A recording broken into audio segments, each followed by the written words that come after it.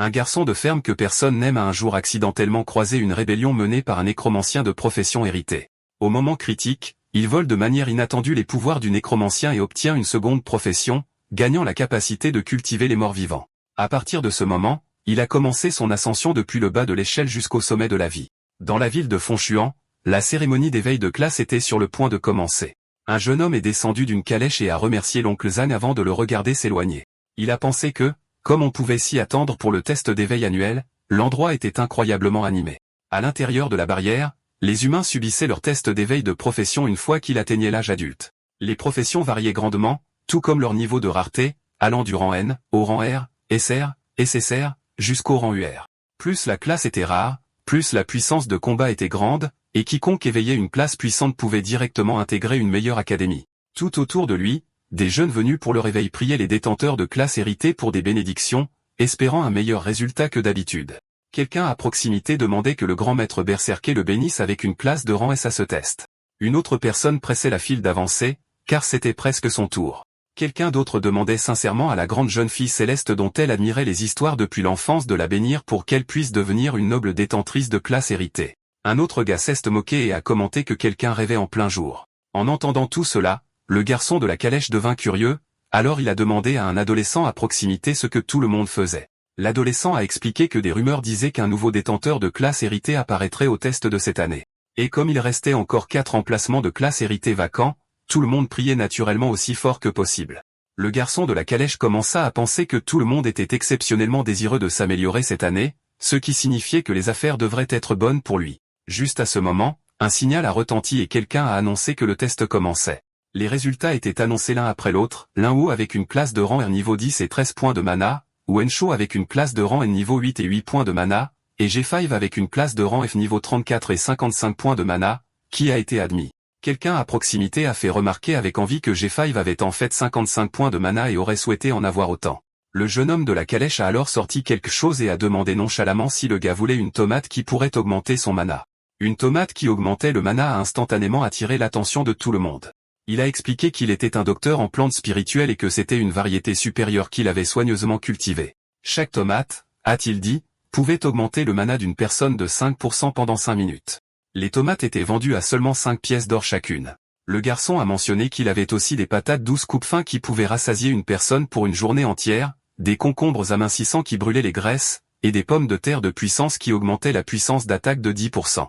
Les autres avaient l'air sceptiques et espéraient que ce n'était pas une arnaque, mais il a expliqué à nouveau que ces produits pouvaient augmenter le mana et même aider à perdre du poids. Comme ils en avaient tous marre de manger des barres énergétiques tous les jours, ils ont finalement décidé qu'essayer quelque chose de nouveau ne ferait pas de mal. Il a annoncé que c'était premier arrivé, premier servi, avec un stock limité. Une fois épuisé, ce serait tout. Le premier client pouvait même avoir un échantillon gratuit. Le type qui s'est avancé le premier n'était qu'à moitié convaincu et continuait d'examiner la tomate, mais après en avoir pris une bouchée, il a senti une montée d'énergie instantanée.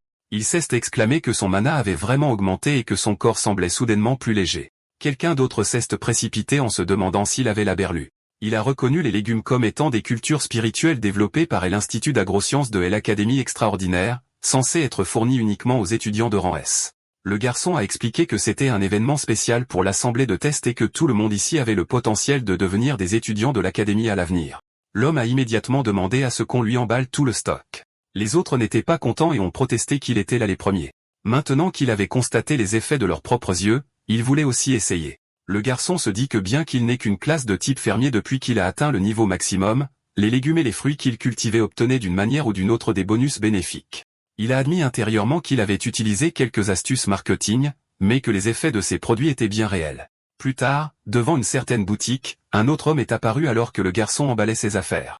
L'homme a énuméré les articles qu'il avait apportés, des châtaignes et des graines de citrouille pour 5 pièces d'or, de la farine et de la bouse de rhinocéros pour 7 pièces d'or, du sucre pour faire du vin pour 10 pièces d'or, ainsi que des potions de mana et d'énergie pour un total de 257 pièces d'or. Le garçon lui a donné 10 pièces d'or pour sa peine. Il a ensuite mentionné qu'il n'avait toujours pas assez d'argent pour acheter de l'engrais de haute qualité afin d'améliorer les champs. L'homme a remercié frère Linfong et lui a demandé pourquoi il ne cultivait pas simplement plus de plantes spirituelles si elles étaient si utiles. Linfong a répondu que ce n'était pas aussi simple que ça en avait l'air. L'homme a commenté que c'était dommage que quelqu'un d'aussi talentueux que Linfong depuis l'enfance ait fini comme ça. Linfong a dit à l'homme de se dépêcher de rentrer chez lui, car Tante Zhao l'attendait. Après l'avoir regardé partir, il n'a pas pu s'empêcher de penser que, bien qu'on l'ait appelé un génie depuis son enfance, il n'avait éveillé qu'une classe de fermiers de rang N. Il a plaisanté intérieurement en se disant que s'il allait brûler du papier josse pour son père archidruide, l'homme pourrait bien sauter hors de son cercueil de rage. Peut-être était-ce vraiment un cas où les opposés s'annulent. Une mère herboriste et un père archidruide ont d'une manière ou d'une autre produit un fermier. Pourtant, en y réfléchissant bien, il se sentait assez satisfait de sa vie paisible.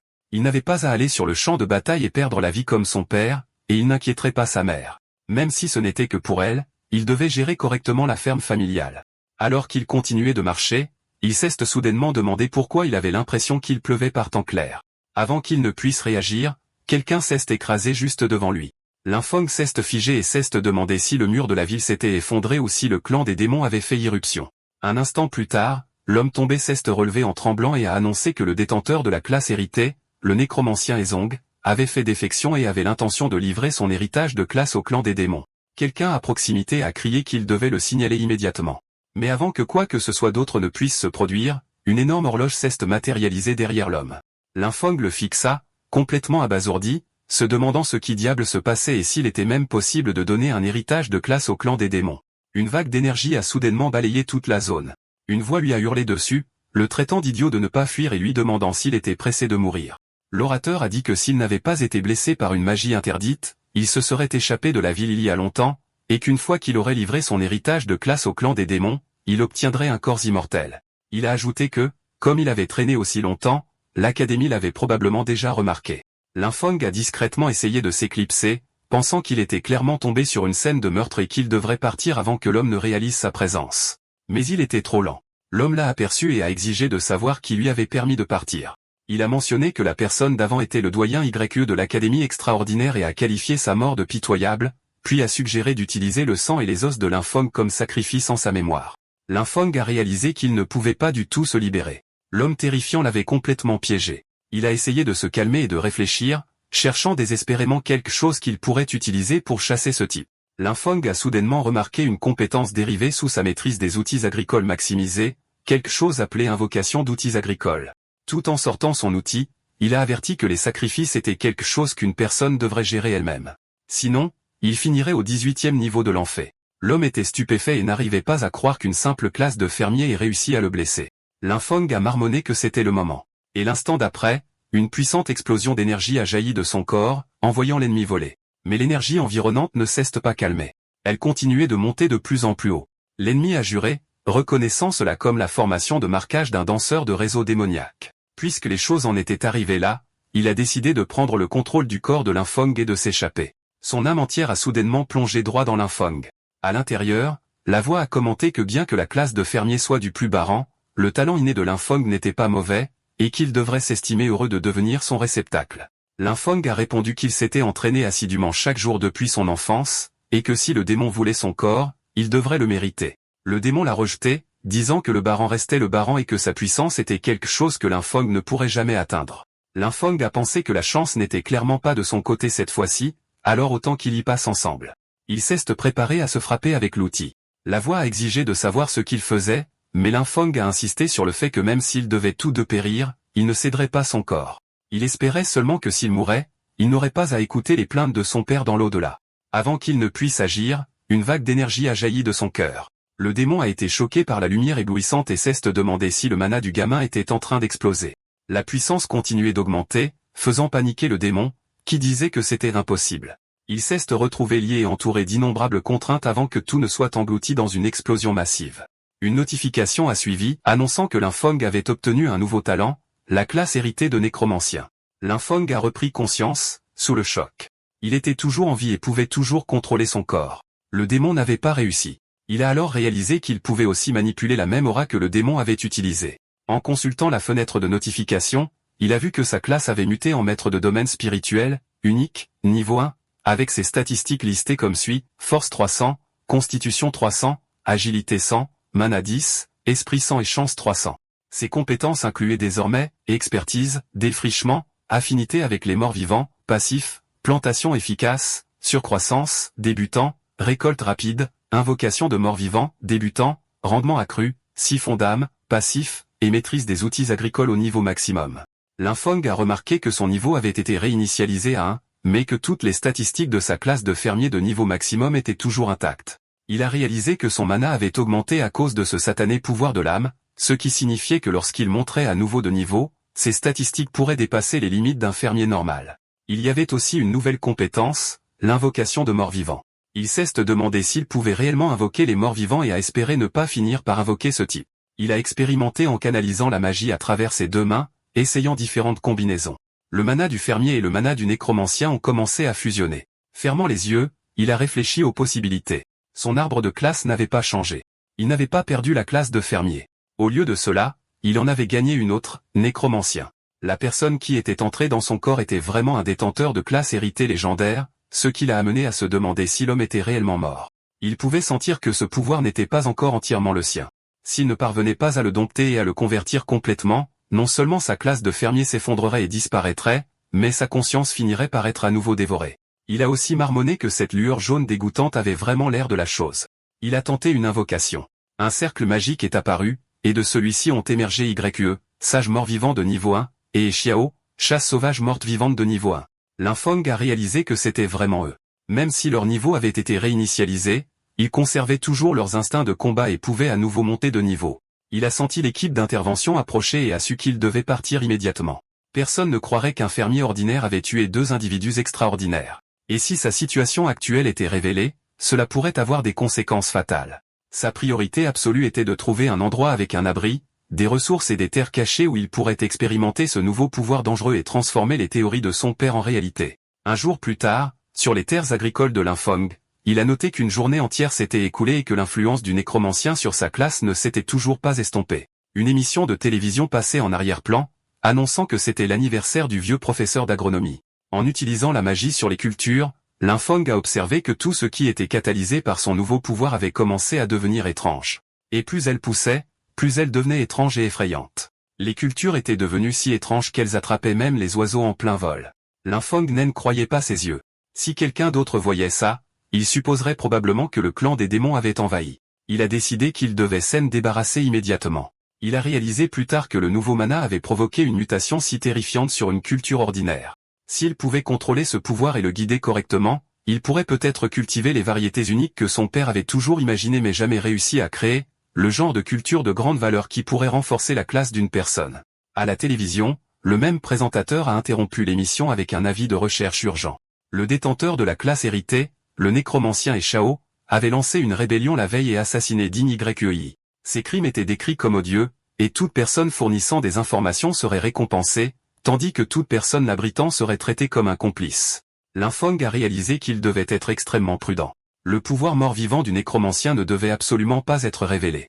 Il devait trouver un nom pour ses serviteurs morts-vivants afin d'éviter les soupçons. Il a soudain eu l'idée de les appeler des ouvriers agricoles. Son panneau de classe l'indiquait comme un maître de domaine spirituel, donc avoir quelques aides était parfaitement normal. Les nouvelles continuaient, indiquant que pour faire face à la pression croissante du clan des démons, l'Académie extraordinaire élargissait ses inscriptions.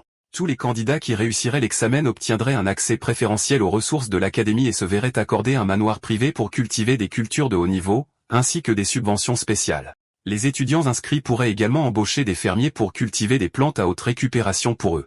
L'Infong a pensé que les terres de l'Académie étaient sûres, fertiles et riches en ressources, exactement ce dont il avait besoin en ce moment.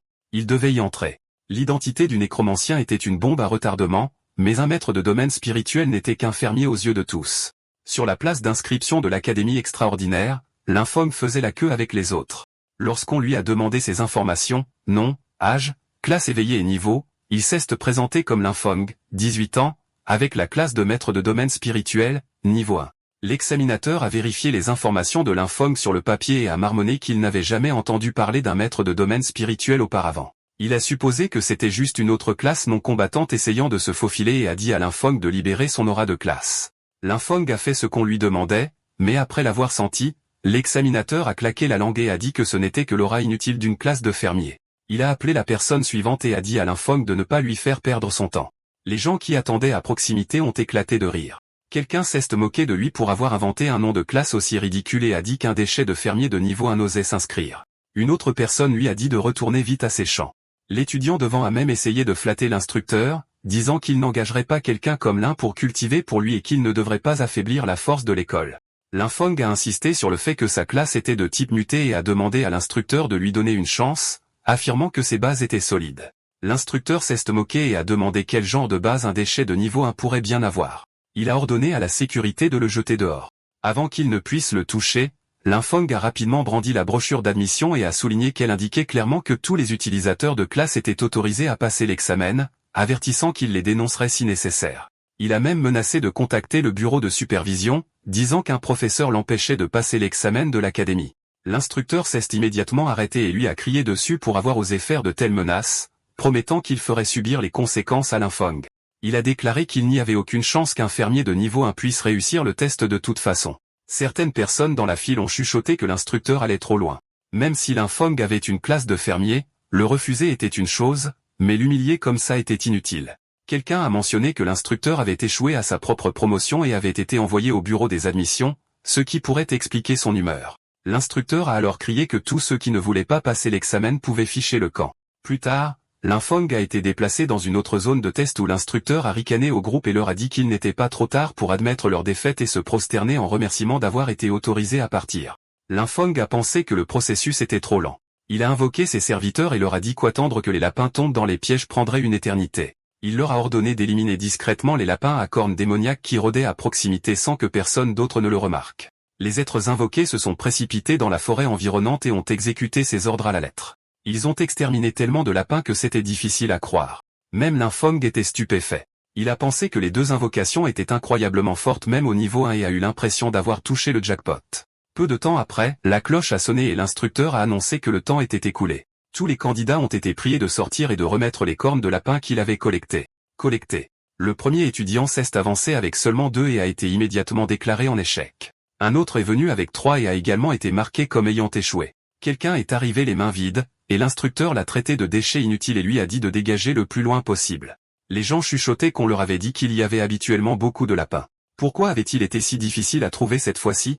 Un étudiant a réussi à rapporter 4 cornes, ce que l'instructeur a jugé décent, mentionnant que certains n'avaient même pas eu une et devraient attendre la prochaine vague d'inscription. Finalement, Linfeng et l'instructeur se sont retrouvés face à face.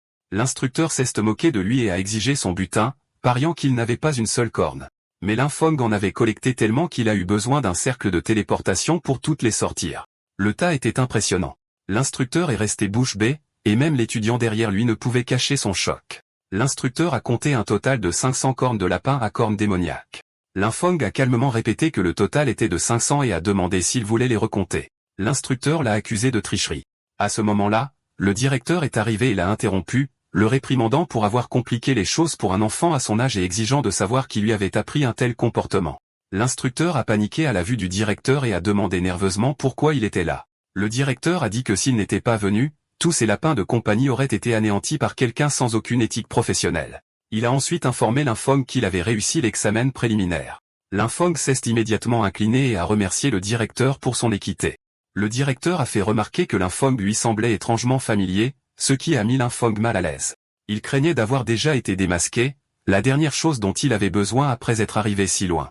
Le directeur a soudainement demandé à Linfeng quelle était sa relation avec le professeur Linxia. Linfeng est resté silencieux un instant, soulagé que le directeur ne semble pas avoir remarqué quoi que ce soit d'inhabituel à propos de sa classe. Il a alors répondu que Linxia était son père et a demandé si le directeur le connaissait. Le directeur s'est immédiatement illuminé, disant que Linfeng était le fils d'un vieil ami. À en juger par la situation, il a demandé si Linfeng prévoyait de s'inscrire à l'académie et s'il rencontrait des difficultés, proposant de lui ouvrir une porte dérobée si nécessaire. Avant qu'il ne puisse dire quoi que ce soit d'autre, une directrice s'est approchée et lui a rappelé que tout le monde regardait. L'homme a soudainement remarqué les regards autour de lui et a essayé de minimiser, disant qu'il ne parlait qu'en passant. Il a dit à Linfeng que son oncle avait des affaires urgentes à régler d'abord, mais qu'une fois Linfeng inscrit, il lui ferait personnellement visiter l'académie. Linfeng ne pouvait se défaire du sentiment que le directeur pédagogique semblait incroyablement peu fiable. La directrice s'est alors adressée aux étudiants, disant à ceux qui avaient réussi l'examen préliminaire de la suivre. Elle a encouragé ceux qui avaient échoué à ne pas se décourager, leur rappelant qu'il y aurait toujours une prochaine fois. À l'Académie extraordinaire, dans la salle d'enquête de la branche Sunwheel, quelqu'un a analysé que le doyen YEI et Xiao avaient disparu en même temps. Il pensait que le doyen YEI avait dû découvrir le secret de Xiao et s'était fait prendre pendant son enquête, ce qui les avait amenés à s'entretuer. Il a insisté sur le fait qu'une tierce personne avait dû voler le talent hérité de Xiao. Il en a conclu que tant qu'il trouverait la personne qui avait obtenu le talent de mort-vivant, il découvrirait la vérité. Un autre membre du personnel lui a dit qu'il comprenait son empressement à faire ses preuves, mais lui a demandé d'arrêter de faire des spéculations aussi stupides. Toukas s'est plaint que personne ne le croyait, promettant qu'il trouverait des preuves tôt ou tard. Certains membres du personnel se demandaient s'ils devaient l'arrêter, soulignant qu'il était soutenu par le duc et que s'impliquer pourrait être inapproprié.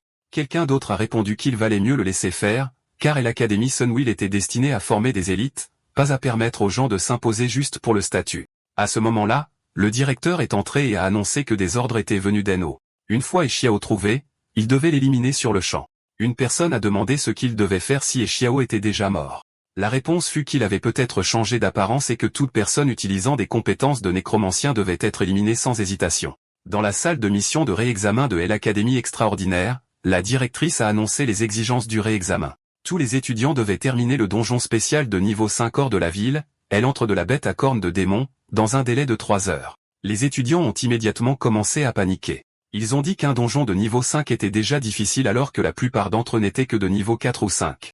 Vaincre le boss final à l'usure serait peut-être tout juste possible, mais le terminer en 3 heures semblait bien trop difficile, et ils se demandaient si quelqu'un pouvait vraiment le faire. Elle a précisé qu'on ne s'attendait pas à ce qu'ils le terminent seuls. Ils étaient autorisés à former des équipes d'une taille maximale de 5 personnes. Après avoir formé un groupe, ils devaient se présenter à elle pour s'inscrire et démarrer le chronomètre. La salle a instantanément sombré dans le chaos.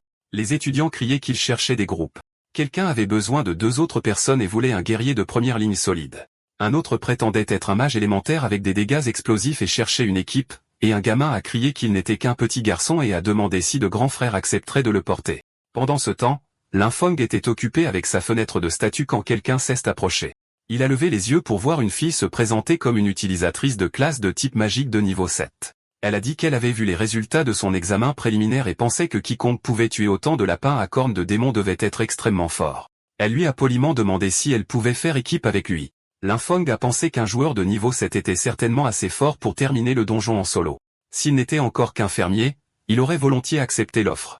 Mais ses capacités de nécromancien ne pouvaient absolument pas être exposées, alors il a choisi de refuser.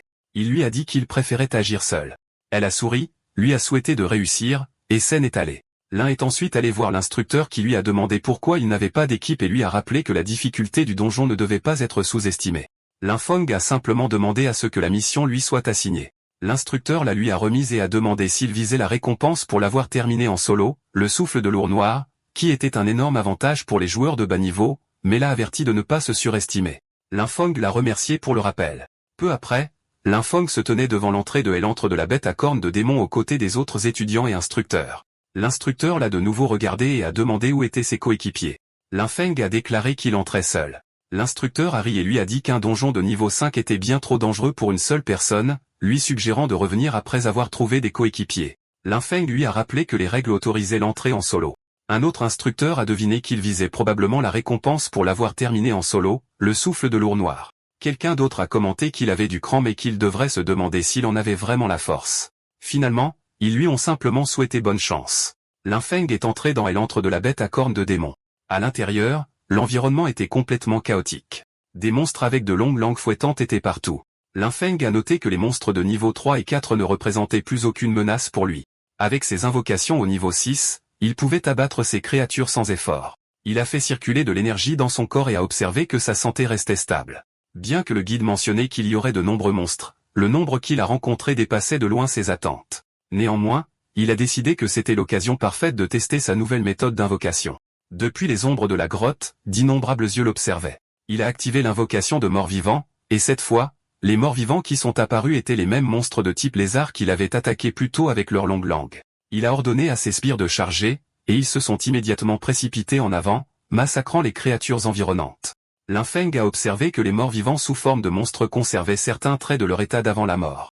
Ils étaient extrêmement agressifs mais avaient une faible intelligence et ne pouvaient suivre que des ordres simples. Ils consommaient également moins de mana. Il se demandait s'ils pourraient s'occuper de corvées comme portée de Léo quand ils ne se battaient pas, car ce serait pratique. Il a ensuite envoyé ses invocations plus fortes dans la mêlée également. Une fois qu'ils sont entrés sur le champ de bataille, tout monstre qui apparaissait devant eux était instantanément anéanti. Tout en nettoyant le donjon, Linfeng pensait déjà à d'autres utilisations pour ses invocations.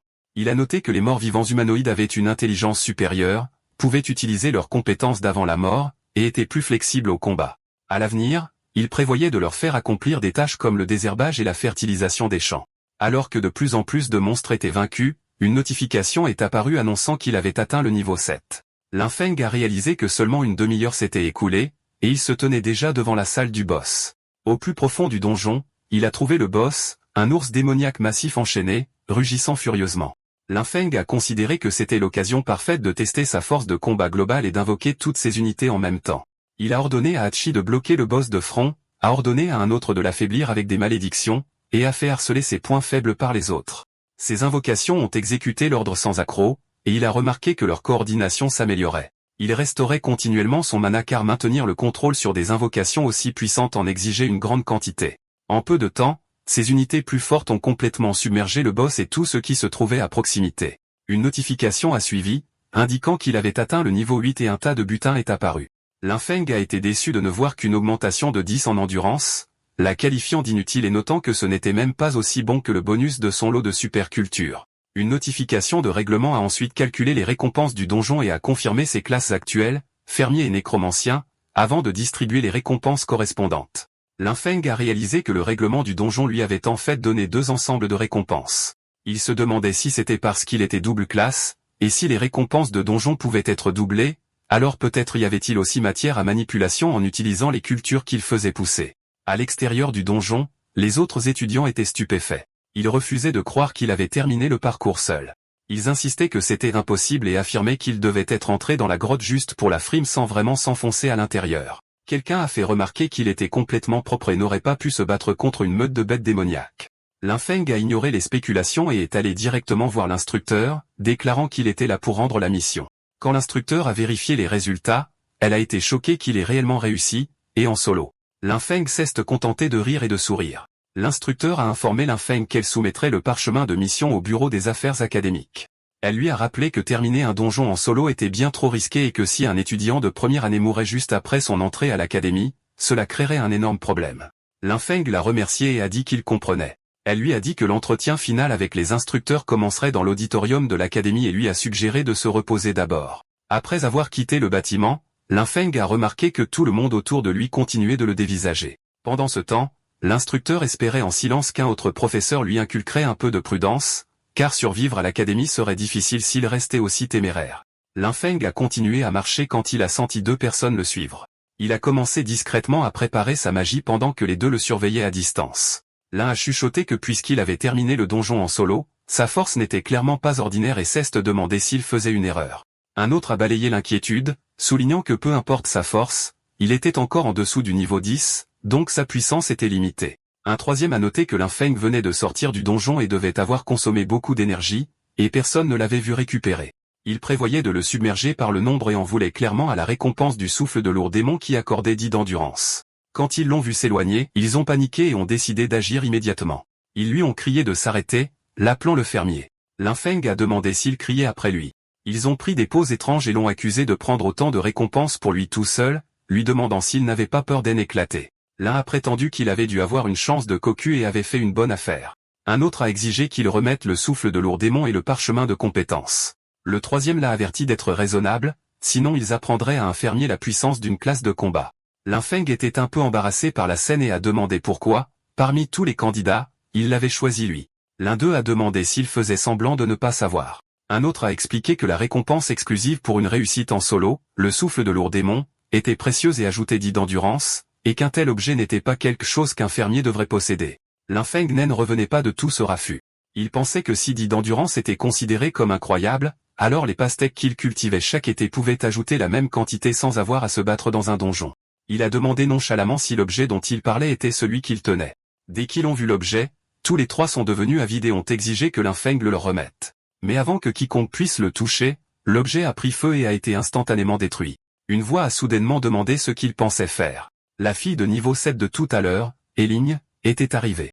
Elle leur a rappelé que les combats privés étaient interdits à l'intérieur de l'académie et a demandé s'il voulait être disqualifié. Un des garçons lui a dit que l'affaire ne la regardait pas et qu'elle ne devait pas s'en mêler. Eling a répondu que si elle ne pouvait pas supporter de voir ça, alors ça la concernait absolument. Elle les a avertis de partir immédiatement, sinon elle les dénoncerait à l'instructeur et verrait qui en souffrirait le plus.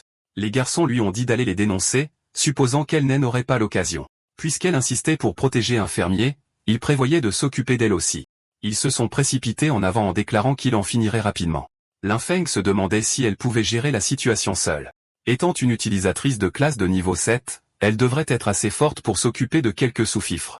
Eling a suggéré qu'ils unissent leurs forces, mais quand elle s'est retournée, Lin Feng avait déjà disparu. De quelque part sur le côté, Lin Feng a lancé quelque chose en arrière et l'a remercié pour son aide, disant que l'objet était à elle maintenant.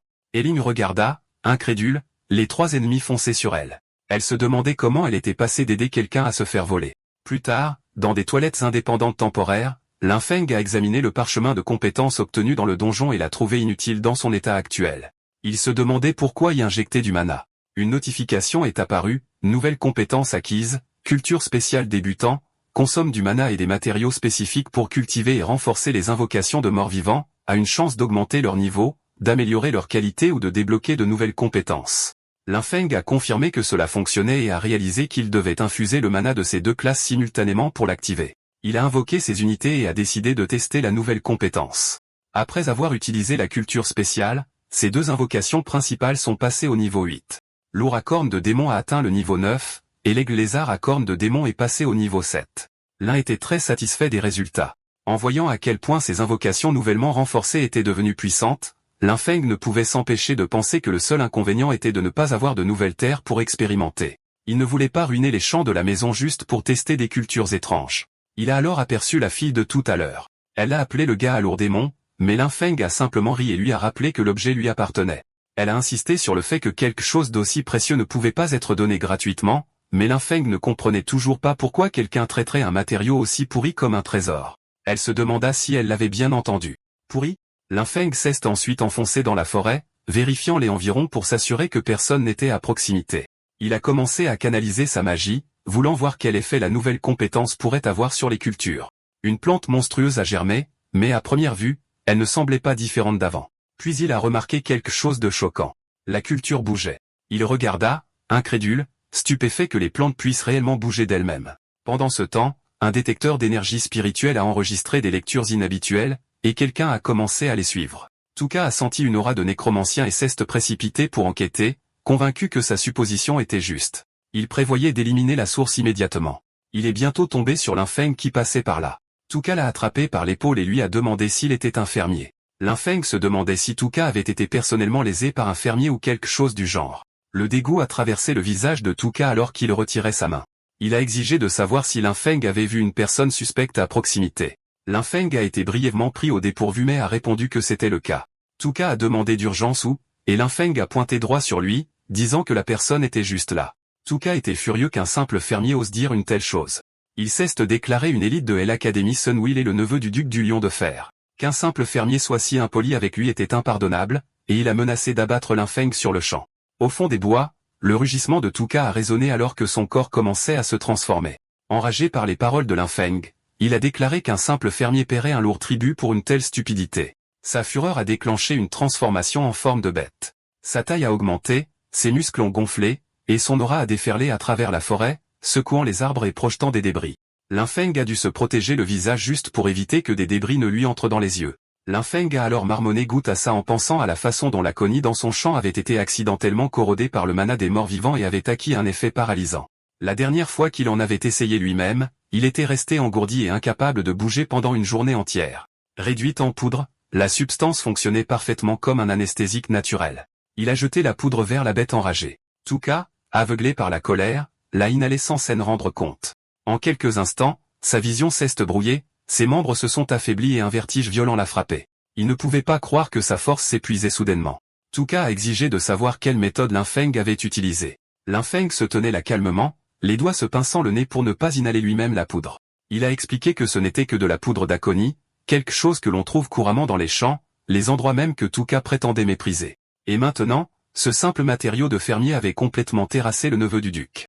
Lin Feng a demandé s'il croyait toujours que les fermiers étaient inutiles. Si c'était le cas, il l'a traité de stupide, disant que les fermiers pouvaient faire plein de choses folles, parfois plus que les classes de combat, et pouvaient même les battre. Puis, alors que Touka gisait paralysé, Lin Feng s'est approché et lui a asséné un coup de poing solide directement sur sa tête de bête. Plus tard, lorsque la transformation s'est finalement dissipée, on a vu Touka solidement attaché à un arbre. Lin Feng lui a dit que s'il ne pouvait même pas battre un fermier, alors il n'avait pas le droit de se qualifier d'élite. Il a dit qu'il le laisserait là pour se calmer et que lorsque quelqu'un le trouverait enfin, il devrait considérer cela comme une leçon apprise. Soudain, une annonce à l'échelle de l'académie a appelé tous les candidats à se rassembler à l'auditorium pour l'entretien avec les instructeurs. Lin Feng a réalisé que l'entretien commençait et s'est précipité, sachant qu'il ne pouvait absolument pas le manquer. Devant l'auditorium de l'Académie extraordinaire, des foules s'étaient rassemblées. Beaucoup de candidats n'étaient même pas intéressés par les études. Ils étaient juste là pour les filles, rêvant d'une vie luxueuse et insouciante entièrement financée par leur famille, profitant de tout sans effort ni responsabilité. Avant que la vraie vie ne finisse par briser leurs rêves, les garçons gâtés à l'extérieur de l'auditorium continuent de bavarder au passage de Lin Feng. Quelqu'un murmure que c'est lui qui a terminé le donjon de niveau 5 en solo. Un autre prétend qu'il ne sait que s'enfuir et vivre au crochet d'une femme. Quelqu'un d'autre dit qu'il est bien pire que Siki et Bogu. Un autre ajoute que même si Lin Feng est peut-être fort comparé aux candidats normaux, lui-même est une élite de niveau 5, donc l'avantage est clairement de son côté. Elin s'approche de Lin Feng et essaie de lui rendre l'objet à nouveau, insistant sur le fait qu'elle ne veut pas le garder. Lin Feng répète qu'elle devrait le garder. Il n'a aucune utilité. Il grignote quelque chose nonchalamment, et une notification apparaît. Constitution temporaire +2. Les gens autour continuent de le dévisager au lieu de prêter attention à leur copine, qui semble soudainement moins intéressante que le mystérieux fermier qui a terminé un donjon seul. Lin Feng, cependant, ne comprend rien à tout ce remue-ménage. Il se demande pourquoi tout le monde traite une telle camelote comme un trésor et s'ils sont tous idiots. À l'intérieur de l'auditorium, des rangées d'instructeurs sont assises derrière de longues tables. L'un d'eux annonce que pendant l'entretien, si les instructeurs choisissent leurs étudiants, les étudiants choisissent aussi leurs instructeurs. Ils sont censés se faire réussir mutuellement. Les étudiants dont les noms sont appelés doivent s'avancer. Le premier candidat appelé est Xian. Il s'avance, se présente comme un guerrier de niveau 6 de la tribu Terre, et démontre sa capacité en invoquant une armure de roche. Une aura jaillit autour de lui, et son armure de pierre semble solide. Impressionnant, mais rien comparé à un grand maître. Un instructeur hoche la tête en signe d'approbation et se présente comme un berserker de terre de niveau 44, demandant à Xian s'il le voudrait comme instructeur. Xian accepte immédiatement, vibrant presque d'excitation. Ensuite, on appelle le dénommé Wu, puis Lin Feng. Il se lève et se dirige vers le jury. Mais même à ce moment, les gens tout autour continuent de le fixer avec ce même mélange épais de jalousie, de suspicion et de haine. Même avec tous les regards et les jugements murmurés qui lui transperçaient le dos, Lin Feng avança sans s'en soucier. Il se présenta calmement. « Je suis Lin Feng, niveau 8, profession maître du domaine spirituel. » Son aura jaillit. Plusieurs filles eurent un hoquet de surprise. L'une murmura qu'atteindre le niveau 8 à son âge était impressionnant. Une autre fit remarquer qu'il n'était toujours qu'un fermier et qu'elle n'était pas intéressée par les fermiers. Un gars se moqua en disant que l'Académie extraordinaire existait pour former des élites pour le front, pas pour élever des gens ordinaires en future chair à canon. Un autre instructeur tenta de calmer la tension montante, notant que les résultats du test préliminaire et du nouveau test de Lin Feng étaient tous deux excellents, donc il avait clairement des compétences et du talent. Le directeur s'éclaircit la gorge et suggéra de procéder à une évaluation des capacités de combat, puisque les avis divergeaient tant. Tous les instructeurs furent immédiatement d'accord. Une femme approuva d'un simple hochement de tête, et un autre instructeur marmonna que ça lui était égal. Il voulait juste rentrer chez lui et manger quelque chose de bon. Le directeur se tourna vers Lin Feng et lui demanda s'il était d'accord. Il lui rappela que le but ultime de la formation ici était d'envoyer des talents sur le front contre le clan des démons. Sans potentiel de combat, rejoindre le front ne mènerait qu'à un sacrifice inutile. L'esprit de Lin Feng s'emballa, un test de capacité de combat.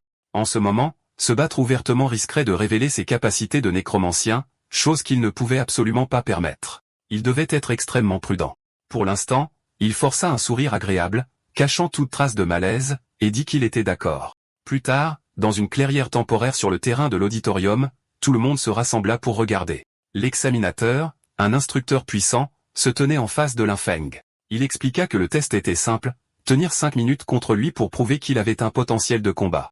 Au moment où il activa son pouvoir, le sol trembla. Son aura déferla comme une tempête.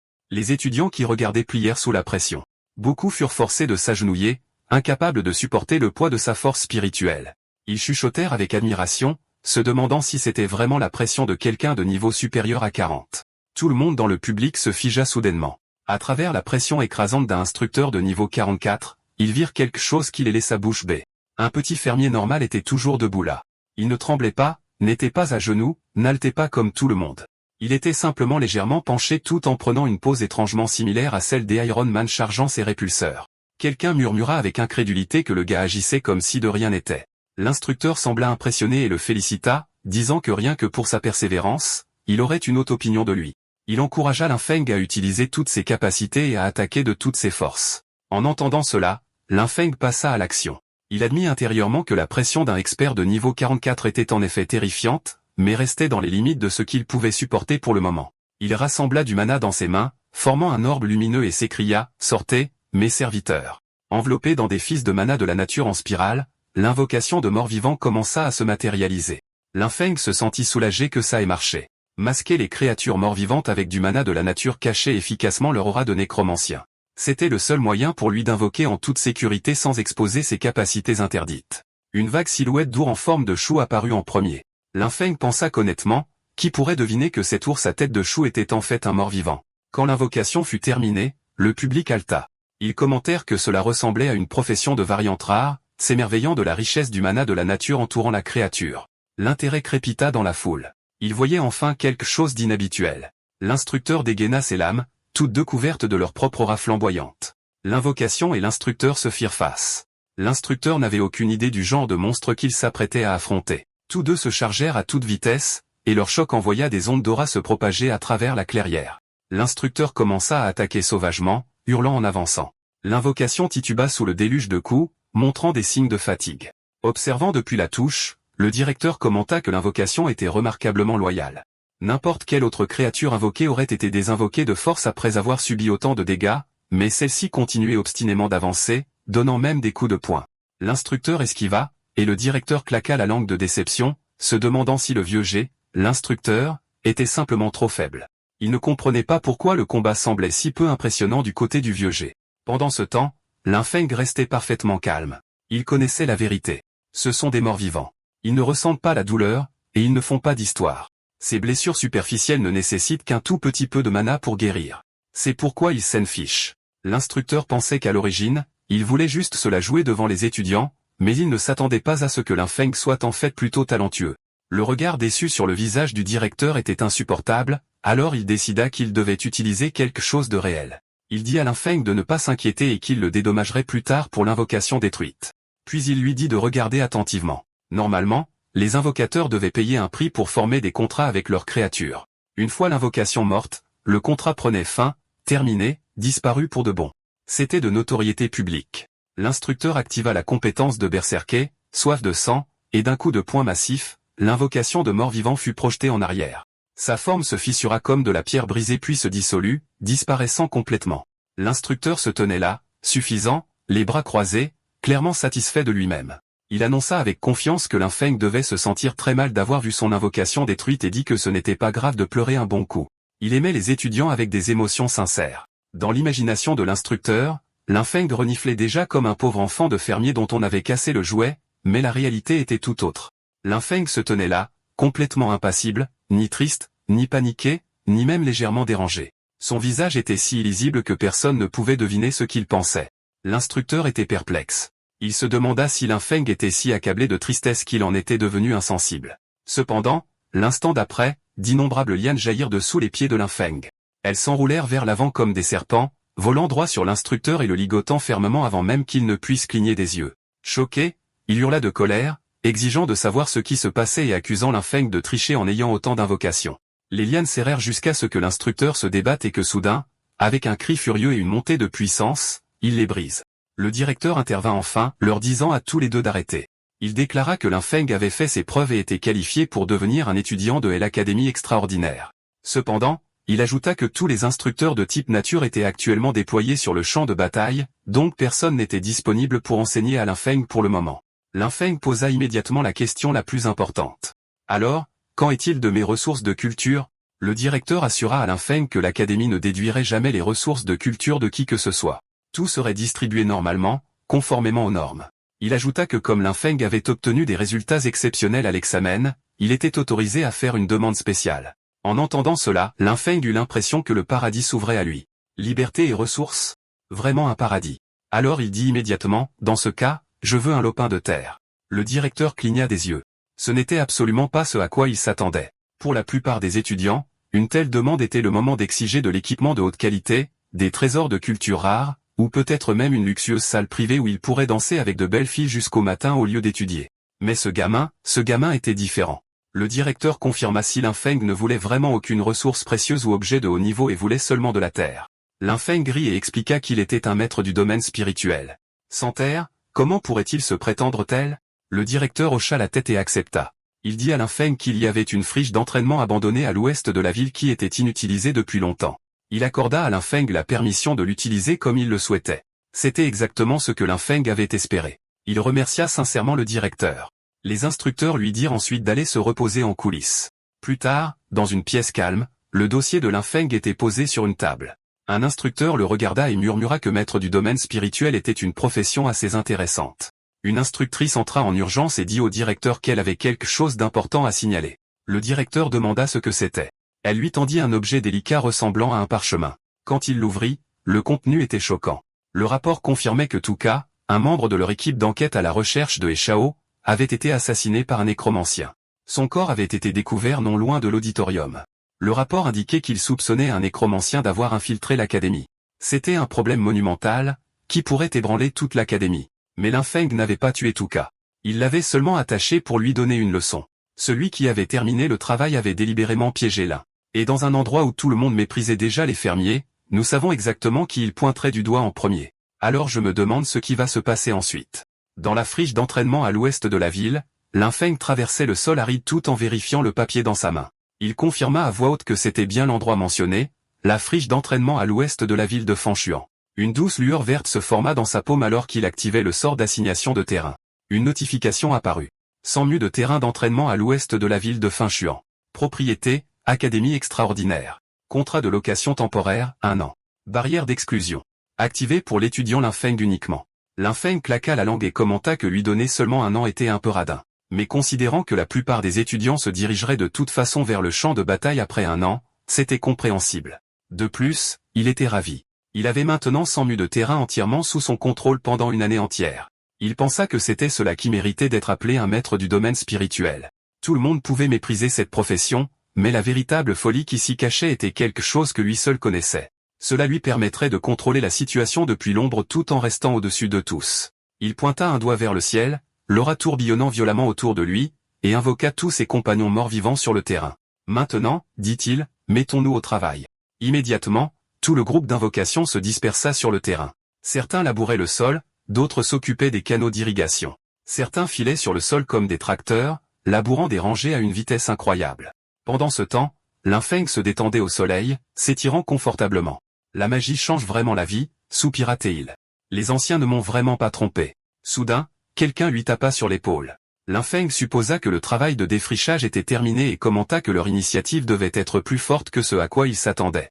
Mais l'un des morts-vivants ne fit que bourdonner en réponse. Lin Feng l'inspecta de près et soupira. S'attendre à ce que des morts-vivants aient une conscience indépendante était encore trop demandé, pensa-t-il. Se sentant légèrement déçu, il s'éloigna. À son insu, le mort-vivant céleste derrière lui parut confus puis eut un léger sourire en coin. Un soupçon d'intelligence que Lin Feng manqua complètement. Lin Feng entra dans la serre où il commença à inspecter les plantes à l'intérieur. Des notifications flottantes planaient au-dessus de chaque culture. Endurance plus 1 an permanence, pas mûr. Puissance d'attaque plus 1 an permanence, pas mûr. Vie plus 1 temporairement, pas mûr. En voyant les notifications lumineuses au-dessus des plantes, Lin Feng se sentit vraiment heureux. Il pensa que pendant que d'autres cultivaient leur force par un entraînement long et amer, ils pouvaient s'améliorer en utilisant des cultures, une alimentation équilibrée et une base solide. C'était vraiment une bénédiction. Il trouvait aussi dommage que lui seul puisse produire des cultures avec ses effets. S'il pouvait augmenter le rendement et permettre à tout le monde de s'améliorer grâce à ces plantes, le clan des démons ne serait-il pas plus que des cibles faciles face à eux? Après s'être occupé de la serre, il réalisa que planter uniquement les cultures spéciales ne suffirait pas. Il devait planter beaucoup de cultures ordinaires à l'extérieur pour tout camoufler. Sinon, les secrets de la serre seraient découverts, et c'était la dernière chose qu'il pouvait se permettre. Être découvert ruinerait tous les plans insensés qu'il élaborait dans son esprit. Alors pour l'instant, il a simplement retroussé ses manches et s'est mis au travail. 3 jours plus tard, le terrain vague s'était complètement transformé, plus grand, plus vert, plus vivant qu'il ne l'avait été depuis des années. Lin Feng se tenait au milieu du champ, une pelle à la main, montrant à ses plus grandes invocations comment creuser correctement. Il leur demanda s'ils comprenaient et espéra qu'ils saisiraient enfin ce qu'il voulait dire. Quelques-uns des morts-vivants semblaient encore confus alors qu'il imitait maladroitement ses mouvements, mais au moins ils essayaient. Il soupira de satisfaction, pensant qu'avoir ce groupe d'aide rendait la plantation de légumes beaucoup plus rapide. Puis il remarqua que l'un d'eux faisait quelque chose de suspect. Feng a crié, « Et, qu'est-ce que tu fais ?» Le mort-vivant effrayé tressaillit. Il était en train de grignoter joyeusement une pomme de terre bien dodue. Feng s'approcha, et le mort-vivant se raidit de peur avant de tourner lentement la tête. À ce moment, une notification apparut. Lézard mort-vivant niveau 6, temporaire. Densité osseuse, augmentation temporaire. Défense, augmentation temporaire. Feng le regarda avec incrédulité. Tous les lézards morts-vivants provenaient de ses gains du donjon précédent. La seule différence était que celui-ci avait mangé une pomme de terre. Il se demanda si les morts-vivants pouvaient aussi bénéficier des effets des cultures spirituelles. Si c'était vrai, ne serait-ce pas complètement dingue? Dans les jours qui suivirent, Feng commença à expérimenter systématiquement, donnant différentes cultures à différents morts-vivants et enregistrant soigneusement chaque changement, chaque bonus et chaque mutation. La recherche d'un véritable maître fermier spirituel avait officiellement commencé. Une autre silhouette apparut près du terrain vague d'entraînement, se déplaçant silencieusement entre les cultures et les ombres. Il fronça les sourcils en observant les environs. Il trouvait ça étrange. Quand il avait sondé la zone plus tôt, aucune de ces structures ou plantes n'existait. La barrière autour du terrain lui semblait fragile, rien de plus qu'un mur marécageux fin comme du papier. Il conclut qu'il pourrait la déchirer d'un seul coup. Il ne repéra qu'une seule personne à l'intérieur et se demanda si tout cela n'était pas un piège. L'idée l'intriguait. Au moment où il s'avançait, quelque chose sous lui se déclencha. Il le sentit trop tard. Il essaya d'arrêter ce qui se passait, mais le chaos éclata instantanément. Quelque chose jaillit du sol et explosa juste sous lui. L'explosion soudaine le surprit, bien qu'il réussit à esquiver à la dernière seconde. Il se moqua, disant que ce niveau de supercherie n'était pas suffisant pour s'occuper de lui. Mais alors, d'autres de ces choses explosives commencèrent à jaillir du sol, furieuses, pulsantes, gonflées d'une énergie instable. Maintenant, même l'intrus sentit un frisson lui parcourir l'échine. Il jura, exigeant de savoir ce qu'étaient ces choses. Une série d'explosions massives s'ensuivit, si intenses que les ondes de choc étaient visibles de loin. Toute l'explosion semblait prendre racine dans une forme verte brillante profondément sous terre, un être magnifique tel un fragment de l'esprit de la terre que Feng avait cultivé, observant l'intrus avec des yeux lumineux et étranges. À travers une épaisse fumée, l'intrus recula en titubant. Il jura à nouveau, disant que s'il n'avait pas besoin de gagner la confiance du duc, il ne serait jamais revenu ici une seconde fois. Il jura qu'une fois qu'il aurait abattu Feng, il verrait bien si ces explosions pouvaient l'arrêter. Il commença alors à tout trancher, racines, plantes, lianes, et tout le travail minutieux que Feng et ses morts-vivants avaient accompli dans le champ. Il se fichait de l'effort. Seule la destruction l'intéressait. Mais alors qu'il taillait à travers la végétation, quelque chose d'inhabituel attira son attention. Il s'arrêta et sentit une faible aura, une aura appartenant aux morts-vivants. Son expression changea. Un souvenir refit surface, celui d'un sage prêtre. Pour ce voyage de reconnaissance à Fengchuan, votre mission principale est de trouver le nécromancien Eshia. Après notre dernier contact, il a disparu. Il a un accord avec notre clan. Les yeux de l'intrus se plissèrent. Il se demanda si cet endroit était réellement la cachette de Eshia. Mais pourquoi Eshia se cacherait-il ici, de tous les endroits possibles? Aurait-il pu trahir leur clan? L'intrus fit claquer sa langue, pensant que pour la technique secrète de l'immortalité, un traître comme Eshia n'avait vraiment aucune honte. L'intrus sentit une vague d'énergie encore plus forte pulser des plantes autour de lui. Plus il restait longtemps, plus l'aura devenait instable. Il décida qu'il valait mieux ne pas s'attarder. Trouver et qui était la priorité. La nuit fit place au jour. Le choc matinal de Feng. Feng se réveilla, attrapa ses outils et sortit joyeusement. Il avait déjà catalysé et fertilisé la plupart des champs la veille. Aujourd'hui, il s'occuperait des zones restantes. Mais au moment où il ouvrit complètement les yeux et regarda devant lui, il se figea. Sa mâchoire tomba. Il fixa le vide pendant plusieurs secondes, sans voix. Puis il laissa tomber son outil dans un grand fracas et sprinta vers la serre. Son cœur battait à tout rompre. Son esprit se vida. Ma serre. Tout ce qu'il avait cultivé avec tant de soin semblait dévasté. Au-dessus de lui, plusieurs silhouettes descendirent soudainement du ciel. Feng se prépara, pensant que c'étaient des ennemis, mais après avoir regardé de plus près, il marmonna avec confusion. Pourquoi des membres de l'équipe d'application de la loi apparaîtraient-ils ici? Les agents d'application de la loi atterrirent et balayèrent la zone du regard. L'un d'eux annonça que leur détecteur d'énergie démoniaque montrait la source de la perturbation juste à cet endroit. Ils se demandèrent pourquoi le terrain d'entraînement ressemblait soudainement à cela et se demandèrent si des membres du clan des démons ne rôdaient pas dans les parages. Une notification apparut devant eux. Ce terrain a déjà été loué. Les agents échangèrent des regards, ce n'était donc pas un terrain sans propriétaire après tout. Pourtant, ils insistèrent sur le fait qu'ils ne pouvaient pas exclure une activité du clan des démons et devaient être prudents. L'un d'eux s'adressa poliment à Feng, disant qu'il était de l'équipe d'application de la loi, mais l'atmosphère était loin d'être accueillante. Feng se sentait extrêmement mal à l'aise. Pourquoi l'équipe d'application de la loi viendrait-elle ici, de tous les endroits possibles? L'officier en chef expliqua que leurs instruments avaient détecté de l'énergie démoniaque ici et demanda à Linfeng d'ouvrir la barrière pour leur permettre d'entrer pour une inspection. Un autre ajouta que même eux n'étaient pas encore au clair sur la situation exacte. L'estomac de Linfeng se nouait. De l'énergie démoniaque sur le terrain qu'il avait loué il y a seulement quelques jours? Comment était-ce possible? Avant qu'il ne puisse répondre, quelqu'un à l'arrière, clairement irrité et impatient, lança. Combien de temps faut-il pour qu'un simple fermier ouvre une barrière? Tuka vient d'être tué par le clan des démons, et maintenant une aura démoniaque apparaît ici. Si vous voulez mon avis, c'est un espion. Le ton de l'homme était froid et venimeux. Son expression était d'un sérieux mortel. Même Linfeng sentit un frisson lui parcourir l'échine. L'un des membres de l'équipe d'application pointa directement Linfeng et lui ordonna froidement de se rendre, le traitant d'espion. Son expression était d'un sérieux mortel, le genre qui montrait clairement qu'il était prêt à faire tout ce qu'il fallait. Il n'allait pas faire preuve de pitié envers un simple fermier. Un autre membre de l'équipe intervint, disant que le capitaine agissait peut-être un peu impulsivement. Après tout, 2 personnes venaient de mourir, et de l'énergie démoniaque était de nouveau apparue ici. Dans ces circonstances, Linfeng était en effet très suspect. En vérité, les 2 membres de l'équipe se méfiaient déjà de Linfeng. En fait, le fait qu'il soit un fermier les rendait encore plus méfiants. À leurs yeux, un fermier ne pouvait pas causer quelque chose comme ça tout seul. Donc, la seule explication était qu'il devait être un espion. Un espion qui n'agissait pas directement, mais aidait plutôt le clan des démons en coulisses. L'un d'eux demanda à Linfeng de coopérer avec l'enquête et d'ouvrir la barrière. Le cœur de Linfeng se serra. Il savait qu'il ne pouvait absolument pas les laisser entrer. Après tout ce qui s'était passé à l'intérieur du champ, laisser l'équipe d'application enquêter librement serait désastreux. Il devait trouver un moyen de les chasser, en affichant une expression innocente, presque pitoyable. Il dit que sa classe était modeste et qu'il avait toujours été méprisé. Il expliqua qu'il voulait seulement cultiver tranquillement et s'améliorer en paix. Et maintenant, même l'équipe d'application de la loi le suspectait. Il leur demanda s'ils pensaient vraiment que quelqu'un comme lui pouvait faire de telles choses et si une personne ne pouvait même plus demander un peu de paix.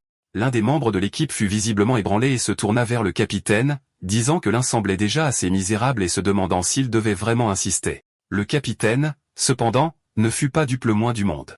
Il aboya en retour que n'importe qui pouvait faire semblant d'être pitoyable et qu'il ne tomberait pas dans ce genre de piège. Il croyait clairement que Linfeng ne faisait que jouer la comédie. Sans un mot de plus, le capitaine leva le poing et chargea, frappant directement vers Linfeng avec une force énorme. Il ne se retint pas du tout, soit parce qu'il se fichait que Linfeng soit un fermier, soit parce qu'il croyait que Linfeng était bien plus fort qu'il n'en avait l'air. Si Linfeng avait vraiment été un fermier ordinaire, ce coup de poing l'aurait estropié sur le coup. Mais au lieu de cela, Linfeng attrapa le poing du capitaine. Linfeng réalisa immédiatement que quelque chose n'allait pas. Il avait ajouté trop de constitution. Normalement, il n'aurait pas du tout senti ce coup de poing, mais maintenant il devait faire semblant. Alors, même s'il avait déjà arrêté le poing du capitaine, il recula délibérément en titubant, agissant comme s'il avait été frappé brutalement. Le capitaine le regarda avec incrédulité. Il marmonna qu'il avait mis tant de force dans ce coup, et pourtant Linfeng était toujours en vie. Quelque chose n'allait manifestement pas. Peu importe à quel point Linfeng essayait d'avoir l'air pitoyable, la suspicion du capitaine ne faisait que s'intensifier. À ce stade, on aurait dit qu'il voulait vraiment la mort de Linfeng.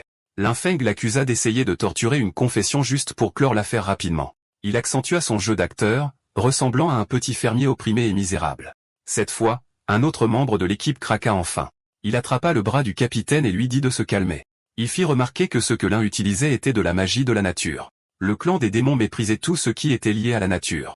C'était de notoriété publique, quelque chose que même un enfant de 6 ans saurait. Le capitaine hésita. Il réalisa qu'il était peut-être allé un peu trop loin. Pourtant, comme Linfeng n'était qu'un simple fermier, il ne ressentait pas beaucoup de culpabilité. Frapper un fermier ne comptait pas comme un crime à ses yeux. Les membres plus calmes de l'équipe s'avancèrent et s'excusèrent, disant qu'il avait mal compris la situation. La magie de la nature de Linfeng était extrêmement pure, et il clarifierait tout correctement dans le rapport. Linfeng s'accrocha immédiatement à cette bouée de sauvetage et le remercia, le qualifiant de seigneur juste et droit. L'homme répondit que c'était simplement son devoir et s'excusa à nouveau pour le comportement excessif du capitaine. Mais derrière eux, la colère du capitaine ne s'était pas du tout calmée. Regarder cette scène ne fit que l'irriter davantage. Il leva à nouveau la main, préparant un coup encore plus vicieux. Avant qu'il ne puisse agir, les autres membres de l'équipe se placèrent devant Linfeng. Ils refusèrent de laisser une autre injustice se produire et firent clairement savoir qu'ils ne le laisseraient pas dépasser à nouveau les bornes. Cela ne fit qu'enrager davantage le capitaine. Mais avec sa propre équipe se dressant contre lui, il n'avait pas le choix. Avec un grognement froid, il monta sur son dragon et partit. Linfeng les regarda disparaître au loin et soupira intérieurement. C'était problématique. L'agriculture seule ne suffisait manifestement plus. Il avait besoin d'un vrai pouvoir pour son auto-préservation. Juste à ce moment, un oiseau en papier descendit en voletant devant lui et parla d'une voix claire. Étudiants de première année Lymphoam, veuillez vous rassembler sur le terrain d'entraînement de l'académie demain matin pour participer à l'évaluation des capacités des nouveaux étudiants et au combat de classement. Le message se terminait par un rappel ferme que l'absence n'était pas autorisée, tamponné par le bureau des affaires académiques de l'Académie extraordinaire. Après l'avoir lu, Linfeng laissa échapper un long soupir. Il se demanda pourquoi vivre une vie paisible était si difficile. Les ennuis s'accumulaient les uns après les autres, comme si le monde était déterminé à ne pas le laisser discret ne serait-ce qu'un instant.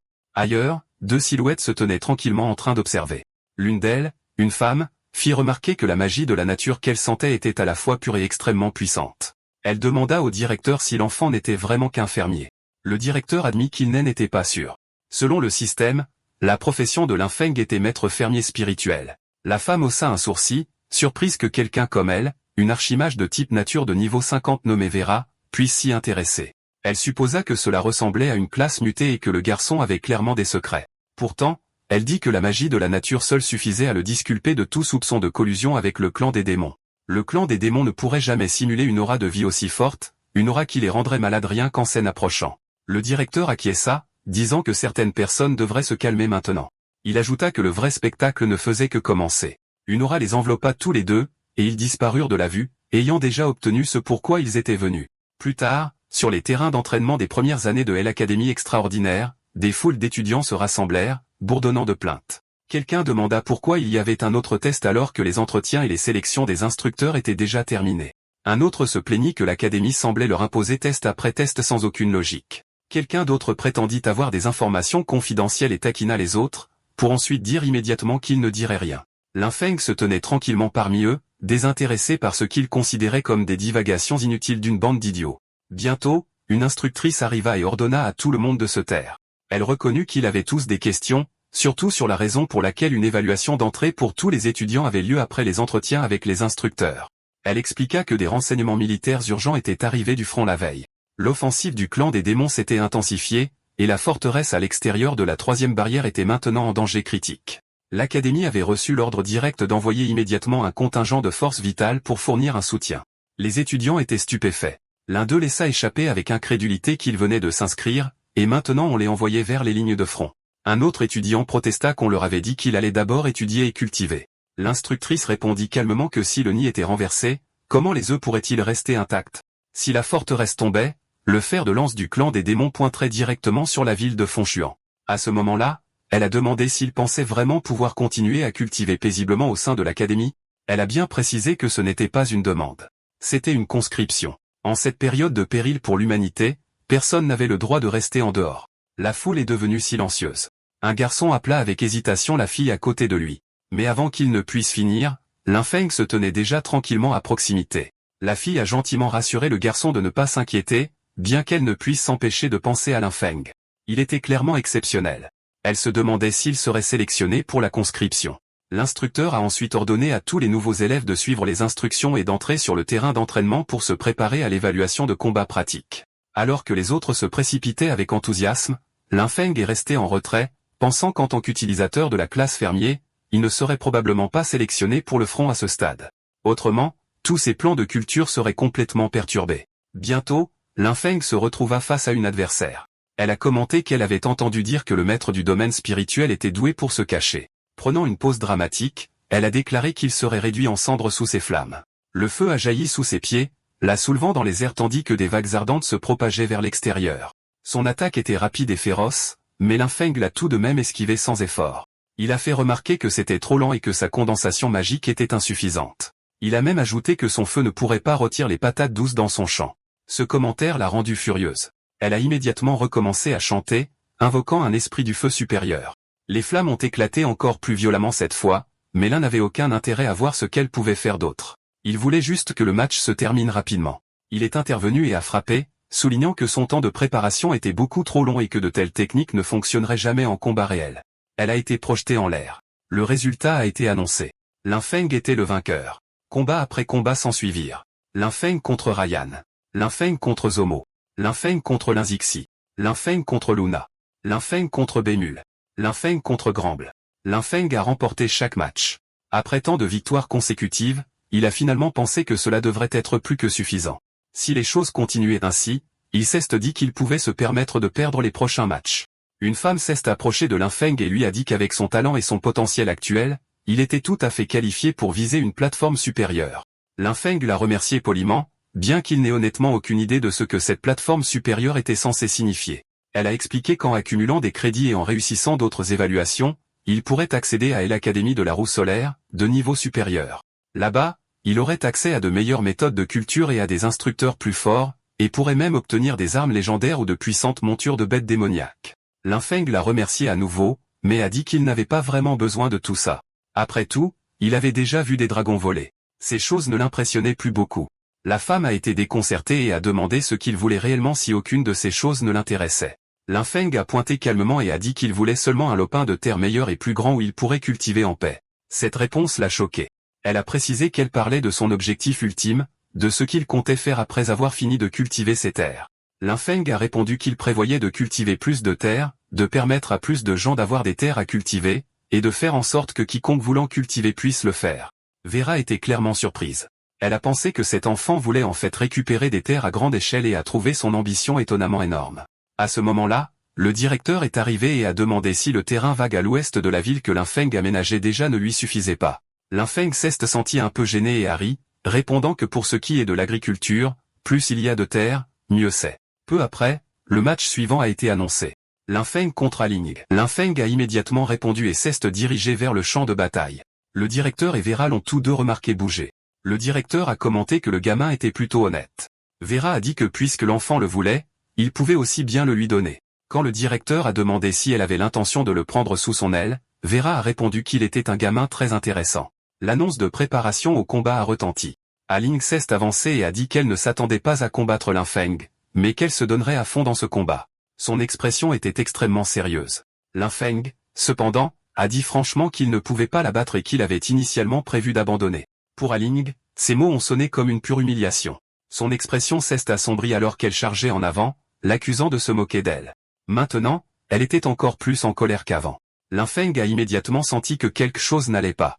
Il a réalisé qu'Aling était passé directement à sa deuxième phase de combat sans aucune hésitation et s'est marmonné si c'était vraiment comme ça qu'elle aimait se battre. Il a rapidement commencé à préparer sa propre aura de ferme. D'épaisses lianes ont jailli du sol et se sont élancées vers Aling, s'enroulant autour de ses membres. La contre-attaque soudaine l'a prise au dépourvu. Elle chargeait à toute vitesse, mais elle a été forcée de s'arrêter pour s'occuper d'abord des lianes. Avec un cri perçant, elle a déclenché un coup de pied puissant et les a brisés, se libérant par la force brute. En observant l'échange, Vera n'a pas pu s'empêcher de commenter qu'un étudiant de niveau inférieur à 10 possédant un pouvoir magique aussi pur était stupéfiant. Le directeur a acquiescé, admettant qu'il avait également été choqué la première fois qu'il l'avait vu. Tous deux se sont penchés en avant, de plus en plus intéressés. Vera a ajouté que même un cultivateur de la nature renommé qui avait atteint le niveau 80 ne possédait pas un pouvoir magique aussi pur que celui de Lin Feng. Elle a conclu que les accomplissements futurs de cet enfant seraient sans limite. Alors que les éclats de feu d'Aling entraient en collision avec les lianes de contention invoquées par Lin Feng, la scène les a laissés véritablement impressionnés. Le directeur a fait remarquer qu'un plan de si haute qualité était extrêmement rare et qu'avec une bonne orientation, sa croissance serait terrifiante. Avant qu'il ne puisse finir, Vera a parlé de manière décisive, disant qu'elle avait déjà pris sa décision. Elle voulait prendre Lin Feng comme professeur. Elle s'est répétée pour être absolument claire. Le directeur a d'abord hoché la tête, disant que ce ne serait pas mal si elle devenait son professeur, puis s'est soudainement figé. Quelque chose semblait très anormal. Il s'est tourné lentement vers elle et a demandé si elle avait dit cela à l'envers. Vera a répondu calmement qu'elle ne s'était pas trompée. Elle pensait exactement ce qu'elle disait. Elle voulait prendre Lin Feng comme professeur. Le directeur l'a regardé avec incrédulité et a exigé de savoir si son cerveau avait été brûlé par le clan des démons. Vera a répondu que même s'il avait été brûlé, elle prendrait quand même la même décision. Elle était clairement bien trop impressionnée par l'un et voulait peut-être quelque chose de plus qu'une simple relation professeur-élève. Sur le terrain d'entraînement des nouveaux élèves de l'Académie extraordinaire, une bataille féroce se déroulait à grande vitesse. Les deux combattants se donnaient à fond, leurs pouvoirs s'affrontant encore et encore. Lin Feng s'est dit qu'il avait déjà montré assez de force. Il sentait que s'il faisait semblant de faiblir et admettait sa défaite, tout se passerait selon son plan. Mais soudain, une voix est venue de derrière, l'avertissant que s'il continuait à se relâcher, l'Académie reprendrait les terres à l'ouest de la ville et les donnerait à quelqu'un d'autre. En entendant cela, l'expression de Lin Feng a changé. Il a immédiatement pensé que c'était mauvais et qu'il ne pouvait pas permettre que cela se produise. Reprendre les terres était absolument inacceptable. Même la femme qui le combattait a remarqué le changement. Il y a quelques instants, il se défendait passivement, mais maintenant son aura a complètement changé. Il ne se retenait plus du tout. Une énergie verdâtre semblable à une plante a commencé à circuler dans son corps alors qu'il la canalisait dans sa main.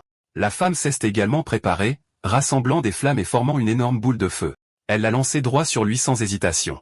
L'infeng s'est avancé et a traversé l'attaque d'un coup de poing, brisant les flammes instantanément. Puis il lui a dit d'encaisser son coup de poing sérieux. Alors que l'attaque se précipitait vers elle, la peur a traversé son esprit. Elle pouvait sentir à quel point le pouvoir derrière était terrifiant. L'infeng a ensuite dit calmement qu'elle devrait simplement le laisser gagner. Les spectateurs étaient complètement choqués. L'un d'eux a dit que l'infeng, le soi-disant fermier, avait caché sa véritable force depuis le début. Un autre a ajouté que comparé à lui, c'était eux qui ressemblaient aux vrais fermiers. La femme s'est ressaisie et a admis que ce niveau de contrôle sur la nature était terrifiant. Elle a dit que c'était comme commander le pouvoir aussi facilement que de bouger ses propres doigts, quelque chose de proche de l'origine même. Le résultat a été annoncé, et l'infeng a été déclaré vainqueur. Elle a alors reconnu sa défaite sincèrement, disant qu'elle l'acceptait de tout cœur. L'infeng a répondu humblement, disant qu'elle était la véritablement forte et qu'il n'avait qu'un peu plus de force brute. Intérieurement, cependant, il pensait à quel point il avait été proche de perdre cette terre. Juste à ce moment-là, le professeur s'est avancé et l'a félicité, disant que c'était bien mieux. L'infeng l'a remercié, et le directeur lui a dit de continuer à travailler dur, ajoutant qu'il était impatient de voir jusqu'où l'infeng irait. Cependant, alors que le directeur s'éloignait, les pensées de l'infeng prirent une tournure plus sombre. Dans son esprit, il maudissait le vieil homme, pensant que le menacer avec la terre, c'était dépasser les bornes. Il a juré silencieusement qu'il trouverait un moyen de se venger de lui tôt ou tard. Alors qu'il vaquait à ses occupations, cette pensée ne cessait de se répéter dans sa tête. Plus il y pensait, plus il devenait agacé. Juste à ce moment-là, une femme s'est approchée de lui et lui a poliment demandé s'il pouvait la guider dans sa culture. L'infeng a été pris de court. Il lui a demandé si elle était sérieuse, soulignant qu'elle était une cultivatrice de type combat demandant conseil à un fermier. Elle s'est présentée comme Vera et a dit qu'ils ne s'étaient jamais rencontrés, mais qu'elle avait assisté à son match. Elle a expliqué que son utilisation du mana naturel était impeccable, pleine de vitalité et de vie, et ne ressemblait à rien de ce qu'elle avait jamais vu. Elle a admis qu'elle était bloquée dans son royaume actuel depuis longtemps et sentait que son chemin pourrait lui apporter quelques éclaircissements. L'infeng s'est senti un peu gêné par les louanges, bien qu'il ne puisse nier que c'était agréable. Il a demandé si elle était aussi une cultivatrice de type nature et a mentionné que les instructeurs de nature de l'académie étaient toujours sur le champ de bataille. Il a ajouté qu'il n'était qu'un fermier et n'avait pas vraiment grand-chose à enseigner.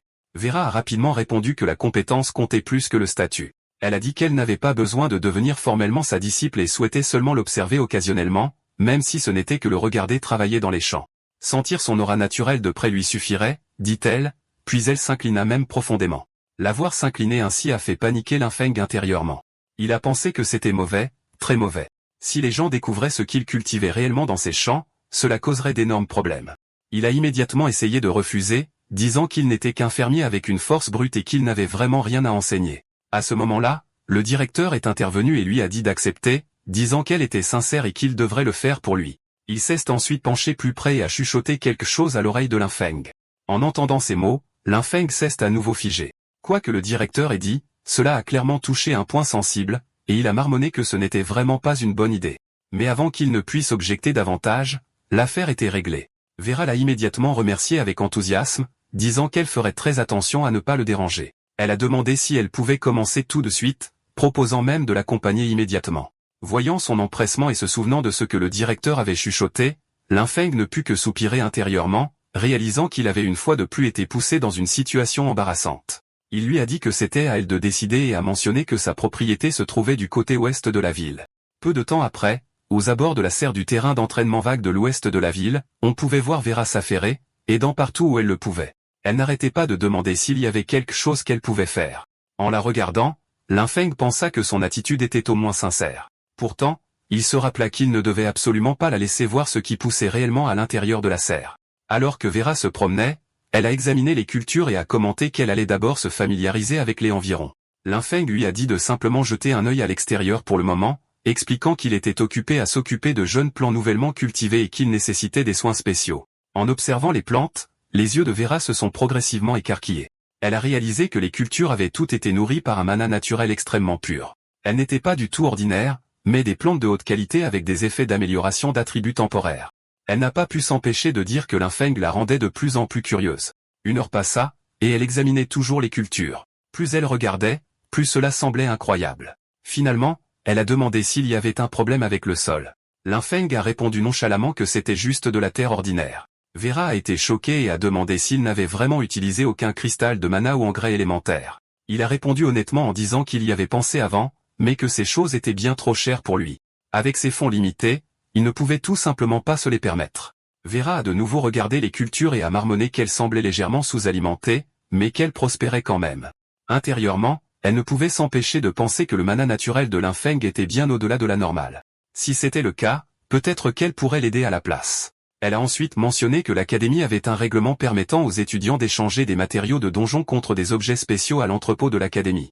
En entendant cela, l'intérêt de Linfeng a été immédiatement piqué, il l'a attrapée par les épaules et a demandé si ce qu'elle disait était vrai. Vera a hoché la tête et a expliqué que, par exemple, le donjon de niveau 10 de l'Académie de la Tempête, la forêt sombre, avait un boss appelé le chef Cobalt de la chute des ombres. Le sphong pouvait être échangé contre une bouteille de poux de la terre. Cependant, elle a ajouté que les donjons de niveau 10 étaient extrêmement dangereux et nécessitaient généralement une équipe complète de 5 personnes pour être affrontées en toute sécurité. Vera a hoché la tête et a dit que c'était vrai, bien que le règlement allait bientôt être annulé. En entendant cela, Linfeng a immédiatement serré les poings d'excitation et a dit que c'était parfait. Il a ajouté qu'il n'y avait pas de temps à perdre et qu'il s'y rendrait immédiatement. Vera a été stupéfaite par sa réaction. Elle a pensé silencieusement que peut-être seule une personne avec un cœur aussi pur et direct pouvait cultiver un mana naturel aussi pur. Peu de temps après, Linfeng est arrivé à l'entrée du donjon de niveau 10, la forêt sombre. Quelques gardes se tenaient à la porte. Quand ils l'ont vu approcher, l'un d'eux s'est moqué et a demandé ce que ce type à l'allure de fermier faisait là, se demandant s'il était venu chercher des légumes sauvages dans le donjon. Un autre garde a ri et a fait remarquer qu'il portait même une houe. Quelqu'un d'autre l'a reconnu et a mentionné qu'il était le nouvel élève nommé Linfeng, de niveau 8 seulement, et s'est demandé s'il avait perdu la tête en essayant de défier un donjon de niveau 10 seul. Linfeng a calmement sorti sa carte d'identité et l'a tendue, en disant qu'il voulait demander une entrée en solo dans la forêt sombre. L'instructeur de service a froncé les sourcils et lui a rappelé que son niveau était insuffisant et qu'entrer seul serait extrêmement dangereux. Cependant, Linfeng a répondu calmement que selon les règlements de l'académie, tout étudiant inscrit avait le droit de faire une demande. L'instructeur a hésité, manifestement incertain. Mais juste à ce moment-là, après avoir remarqué quelqu'un à proximité, son expression a changé. Il s'est éclairci la gorge et a dit que les règlements étaient bien tels qu'énoncés, puis a rappelé à Linfeng d'agir dans ses limites et de se retirer immédiatement si les choses devenaient dangereuses. Alors que Linfeng passait, des chuchotements le suivaient de toutes parts. Certains se sont moqués de lui en disant qu'il était un idiot qui ne connaissait pas sa place. D'autres ont dit qu'il n'était qu'un autre débutant servant de chair à canon qui allait probablement mourir à l'intérieur. Quelques-uns ont même commenté que ce serait embarrassant pour l'académie si quelqu'un comme lui mourait dans le donjon. Les ignorant tous, Linfeng est entré dans le donjon. À l'intérieur de la forêt sombre, une brume obscure remplissait l'air alors que des silhouettes monstrueuses commençaient à charger vers lui de toutes les directions. Voyant cela, Linfeng donna calmement un ordre, disant à Kui, Yuei de dégager le chemin et d'avancer. Il leur a dit d'agir vite et sans bavure. Les créatures invoquées se sont immédiatement précipitées, massacrant les monstres avec facilité. Comparé à elles, les créatures du donjon n'étaient rien. Observant le champ de bataille, Linfeng donna calmement un autre ordre, disant qu'il était temps de se relever. En réponse, une nouvelle silhouette de mort-vivant émergea, une existence formée à partir de restes. C'était le chef kobold de L'Ombre-Chute, maintenant réincarné en mort-vivant, son niveau clairement indiqué à 12. En voyant le monstre final apparaître, Linfeng a immédiatement évalué la situation. Pour lui, c'était clairement le boss final du donjon. Il se sentit un peu déçu et pensa que ce donjon n'était vraiment pas grand-chose, après tout. Voulant en finir rapidement, il donna un ordre simple, disant à ses invocations d'y aller. Au moment où le chef kobold de L'Ombre-Chute tenta d'attaquer, les créatures invoquées se précipitèrent et le frappèrent de plein fouet. Une puissance écrasante éclata, et avant que le monstre ne puisse même se débattre, il fut complètement anéanti. Une notification du système est apparue. Elle annonçait que le chef kobold de L'Ombre-Chute avait été vaincu, que de l'expérience avait été gagnée, et que le niveau de Linfeng était passé à 9. Un autre message a suivi, indiquant que le croc du chef avait été obtenu. Immédiatement après, une nouvelle notification est apparue, indiquant que la cible ne pouvait pas être convertie en mort-vivant en raison d'un niveau d'invocateur insuffisant. Conversion échouée. Voyant cela, Linfeng ressentit un léger regret. Il réalisa que son niveau actuel était encore trop bas pour invoquer un mort-vivant aussi puissant. Pourtant, il n'était pas trop dérangé. L'objectif principal avait déjà été atteint. Il jeta un coup d'œil au croc en sa possession et pensa que, puisque l'objet était sécurisé, il était temps de rentrer et de l'échanger contre de l'engrais. Sur ce, il sortit du donjon. À l'extérieur de l'entrée, le même groupe de personnes était toujours rassemblé. Vera était parmi eux. Quelqu'un à côté d'elle disait que les forces de première ligne étaient déjà sous pression et que les ressources étaient limitées, se demandant s'il était vraiment approprié d'échanger des matériaux aussi précieux. Vera répondit calmement que cela n'affecterait pas le front, expliquant que ce qui était échangé était de l'engrais destiné spécifiquement aux cultivateurs de type nature. La personne hésita, mais finit par admettre qu'il avait en effet un stock décent de ce matériau. À ce moment, une annonce du système retentit dans la zone. Elle déclarait que la première complétion en solo du donjon de la forêt lugubre avait été réalisée, nommant Linfeng comme celui qui l'avait achevé. L'évaluation était notée SSS, et la récompense fut annoncée, un fragment des prix héroïques. La foule a immédiatement explosé. Certaines personnes criaient d'incrédulité, disant que le fragment des prix héroïques était un objet incroyablement rare capable de renforcer l'âme et d'améliorer le potentiel de classe. D'autres l'accusèrent de tricherie, affirmant qu'un étudiant de niveau 8 ne pouvait en aucun cas finir seul un donjon de niveau 10 et recevoir une évaluation SSS. Plusieurs personnes exigèrent une enquête approfondie, insistant pour que l'Académie récupère la récompense, en particulier le fragment des prix héroïques. Ils soutenaient que quelqu'un comme lui ne le méritait pas. Écoutant tout ce bruit, Vera ne put que soupirer. Elle admit qu'elle s'attendait à ce qu'il ait au moins un peu de mal, mais elle n'aurait jamais imaginé qu'il terminerait le donjon d'un seul coup. Pendant ce temps, Linfeng jeta un coup d'œil aux regards hostiles dirigés vers lui. Il se sentit un peu impuissant, pensant que les ennuis semblaient toujours le suivre où qu'il aille. Pourtant, il ne s'y attarda pas longtemps. Au final, tout ce qu'il voulait, c'était continuer d'avancer. À l'entrée du donjon de niveau 10, la forêt lugubre, tout le monde regardait Linfeng avec des yeux méfiants. Honnêtement, il ne comprenait pas pourquoi les gens devaient toujours agir de la sorte. Il n'était qu'un fermier qui aimait l'agriculture. Qui avait-il de si mal à ça? Il s'avança calmement et dit au professeur que, conformément aux règles de l'académie, il était là pour échanger ses récompenses contre des ressources.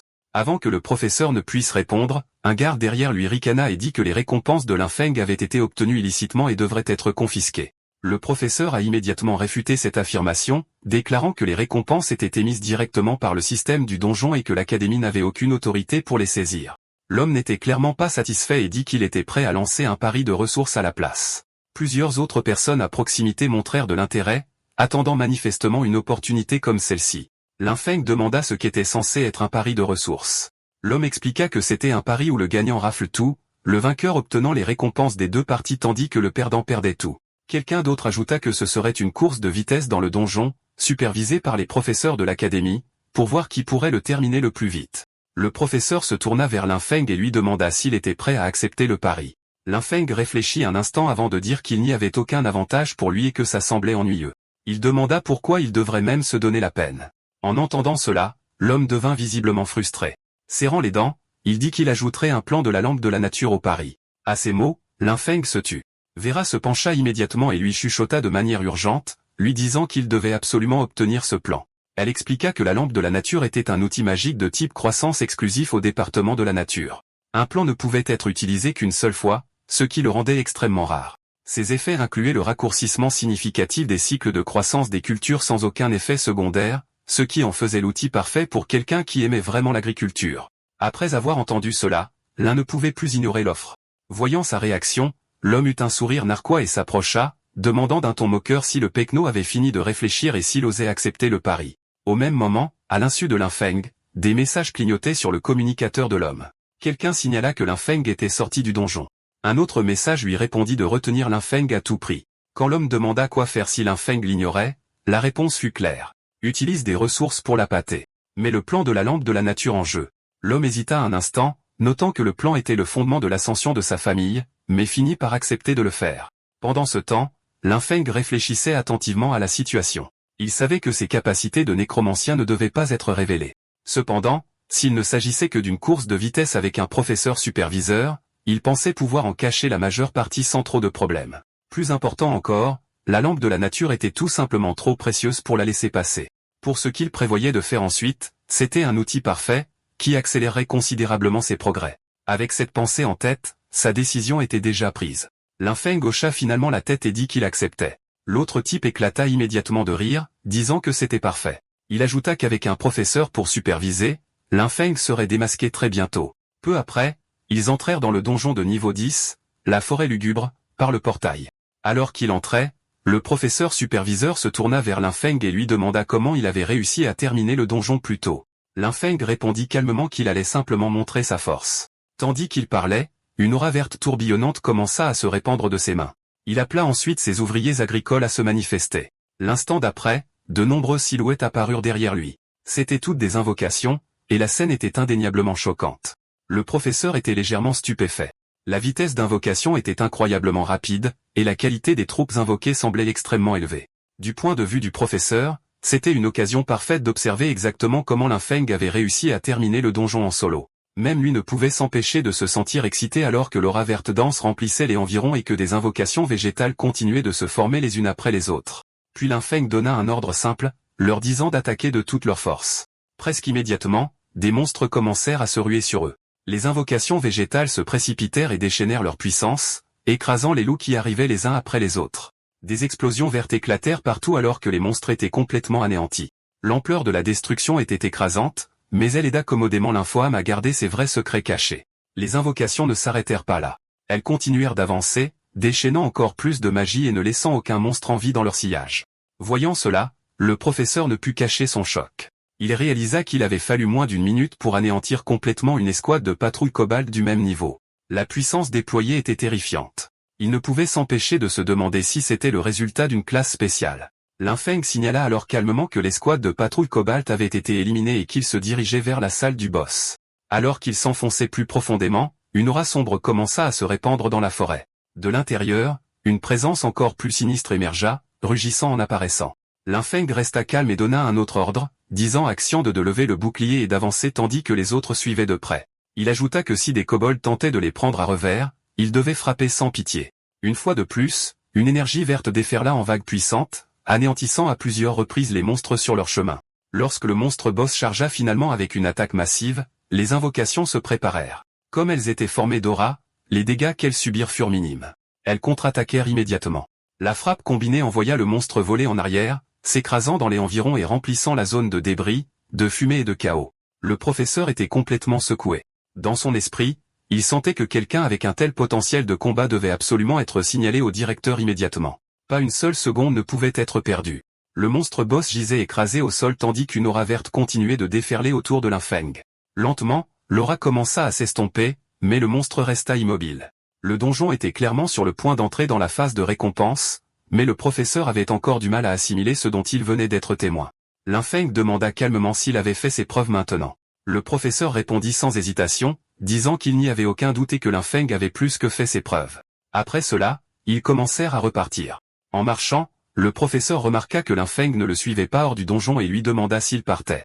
Linfeng répondit que le fait que le professeur vérifie les choses était déjà suffisant. Il ajouta que le paysage à l'intérieur du donjon était en fait assez joli et qu'il voulait regarder un peu plus autour de lui. Le professeur hocha la tête, fit un signe de la main et dit qu'il sortirait le premier. Il rappela à Linfeng que le donjon se réinitialiserait une demi-heure après avoir été terminé et lui dit de surveiller l'heure. Dès que le professeur disparut à travers le portail, Linfeng se retourna et marcha droit vers le boss abattu. Il pensa que son niveau n'avait pas été assez élevé plus tôt, puis décida de réessayer. Une énergie sombre se rassembla alors qu'il activait à nouveau sa capacité. Avec un ordre ferme, il ordonna au monstre de se relever. Sortant des ombres, le même boss se releva lentement, maintenant réincarné sous son contrôle. Linfeng avait obtenu une nouvelle et extrêmement puissante invocation. Peu après, Linfeng sortit du donjon. À l'entrée, les étudiants qui avaient douté de lui plus tôt le regardaient, choqués. L'un d'eux s'exclama que le type féroce était enfin sorti. Un autre admit nerveusement qu'il s'était moqué de Linfeng auparavant et se demanda si Linfeng pourrait lui en vouloir. Quelqu'un d'autre suggéra rapidement qu'ils partent tous ensemble. Aucun d'eux ne voulait rester plus longtemps. La dernière chose qu'il voulait était de provoquer quelqu'un comme lui. Le professeur s'avança alors et annonça officiellement qu'au nom de l'Académie extraordinaire, Linfeng avait fait ses preuves. Il lui remit les récompenses et la compensation qui lui revenaient de droit. Alors que Linfeng acceptait le sac et le plan, une expression légèrement suffisante apparut sur son visage. Il voulait que tous ceux qui regardaient comprennent clairement une chose. Ce n'était pas quelqu'un avec qui il fallait chercher des noises. Intérieurement, il se sentait vraiment satisfait. Vera lui expliqua ensuite qu'après que l'administrateur soit venu témoigner, le type qui l'avait défié a réalisé qu'il avait tort, a laissé tomber les objets et s'est enfui sans un mot de plus. Linfeng jeta un coup d'œil aux récompenses et se concentra immédiatement sur ce qui comptait le plus pour lui. Il remarqua joyeusement qu'avec l'engrais sécurisé, une récolte abondante était garantie. Avant de partir, le professeur ajouta que Linfeng voudrait peut-être aussi une pierre d'enregistrement contenant des images de la performance de cet étudiant dans le donjon. Un impact lourd et sonore retentit alors que quelqu'un donnait un puissant coup de poing directement dans un sac de frappe. La scène changea pour l'Académie Sunwheel, dans la chambre de Haru. Aru était clairement d'une humeur massacrante. Tandis qu'il continuait de frapper le sac, il ne cessait de penser à Linfeng, le traitant de misérable fermier qui l'avait humilié encore et encore. Il réalisa que la force brute ne fonctionnerait pas, et que les règles de l'académie ne pouvaient pas non plus atteindre Linfeng. Peu importe comment il y pensait, aucune de ces voies ne résoudrait le problème. Après avoir longuement réfléchi, une idée lui vint enfin. Il se souvint soudain que Linfeng ne comptait que sur sa magie de la nature et ses invocations pour se la péter. Avec cette pensée en tête, il ordonna immédiatement qu'une lettre soit envoyée sur les lignes de front à son oncle, le comte. Alors que la lettre était emportée, Aru ajouta une autre instruction, disant au messager de faire en sorte que les mentors du département de la nature, actuellement en rotation sur le champ de bataille, retournent à l'académie dès que possible. La personne livrant la lettre hésita et demanda si Aru prévoyait d'utiliser les mentors du département de la nature pour mater l'infoâme. Aru répondit sans hésiter, disant que c'était exactement le plan. Il pensait que ces vieux mentors accordaient plus de valeur que tout à la pureté et aux règles strictes de la magie de la nature. Si c'était eux qui s'occupaient de Linfeng, il voulait voir si Linfeng pourrait encore agir avec autant d'arrogance. Au même moment, de retour à l'Académie extraordinaire, la scène se déplaça dans la chambre de Vera. Elle regardait en boucle l'enregistrement du donjon, incapable de détourner le regard. En l'étudiant, elle marmonna pour elle-même que Linfeng était tout simplement un monstre. À ses yeux, sa compréhension du pouvoir de la nature était déjà devenue instinctive, quelque chose de bien au-delà de la compréhension normale. Elle a brièvement envisagé d'attendre jusqu'à demain, mais a immédiatement rejeté l'idée. À la place, elle décida d'écrire une lettre sur le champ pour informer ses mêmes vieux mentors de revenir dès que possible. Elle sentait qu'ils ne pouvaient pas se permettre de perdre plus de temps. Le pire résultat possible serait de perdre Linfeng au profit d'une autre faction, et elle était déterminée à le garder de leur côté. Sans hésitation, elle envoya la lettre, la regardant s'envoler au loin. Alors qu'elle levait les yeux au ciel, admirant les nuages qui dérivaient, un léger sourire apparut sur son visage. Elle pensa calmement que si ces vieux croulants ne se dépêchaient pas de revenir, les honneurs de leur vie allaient leur filer entre les doigts. Quel genre de choses incroyables attendent l'infoâme ensuite? Si vous ne voulez pas rater ça, abonnez-vous maintenant et activez toutes les notifications.